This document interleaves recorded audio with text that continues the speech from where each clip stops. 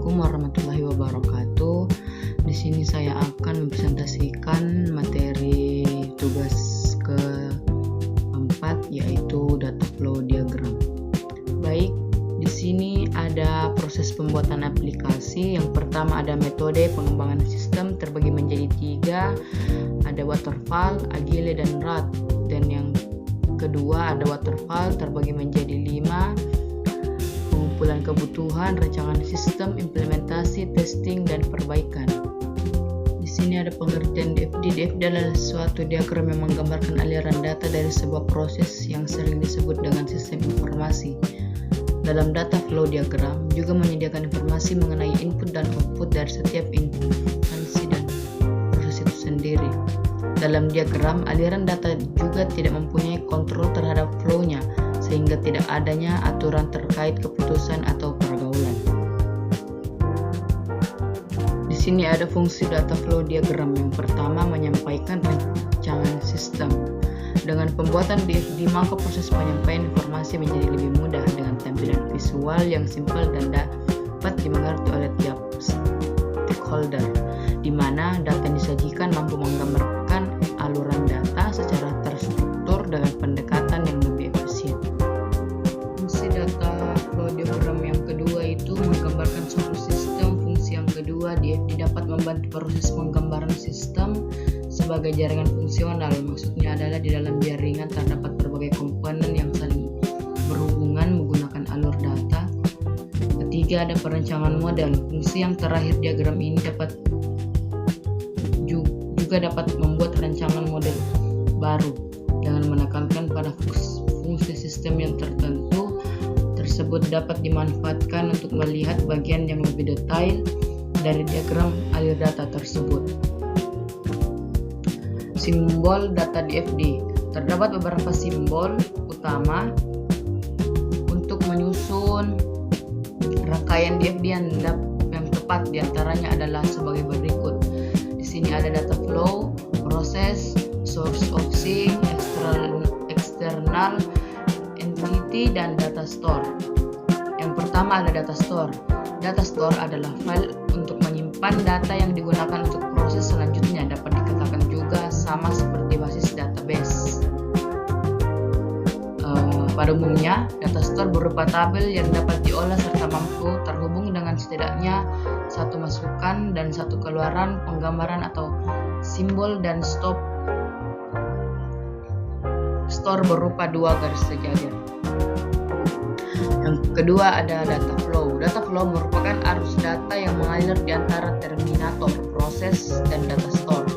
Data flow digambarkan dengan simbol data tanda panah, dan fungsi utamanya adalah untuk mengalirkan informasi yang satu sistem ke sistem lainnya. External entity. External entity atau lebih sering disebut dengan terminator merupakan pihak di luar sistem, dapat berupa individu, divisi, perusahaan, atau sistem yang lainnya. Terminator dapat memberikan masukan atau keluaran terhadap sistem. Simbol dari external entity dilambangkan dengan persegi panjang atau kotak.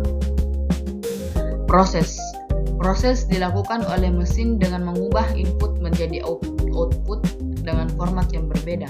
Simbol proses digambarkan dalam bentuk lingkaran, oval, atau persegi panjang dengan tambahan sudut bundar. Jenis-jenis DFD. Yang pertama ada diagram level 0 atau bisa disebut dengan diagram konteks. Diagram konteks atau level 0 merupakan diagram dengan tingkatan paling rendah di mana menggambarkan sistem berinteraksi dengan entitas eksternal. Pada diagram konteks akan diberi nomor untuk setiap proses yang berjalan, dimulai dari angka 0 terlebih dahulu. Jadi untuk setiap aliran data akan langsung diarahkan menuju sistem.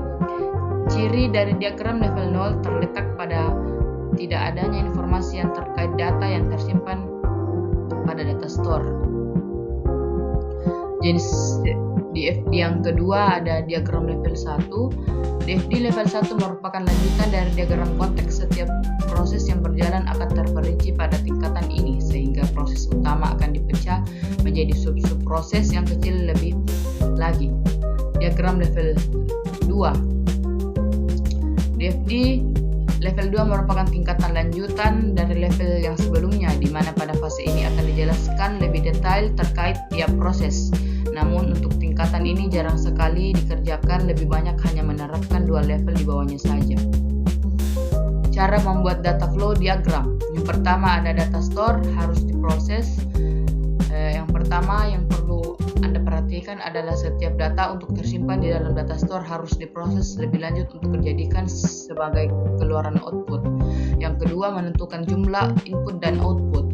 Kedua, dapat setiap DFD setidaknya mempunyai satu inputan dan satu keluaran, karena diagram alir data harus mencerminkan alur sistem dari tahap awal hingga akhir.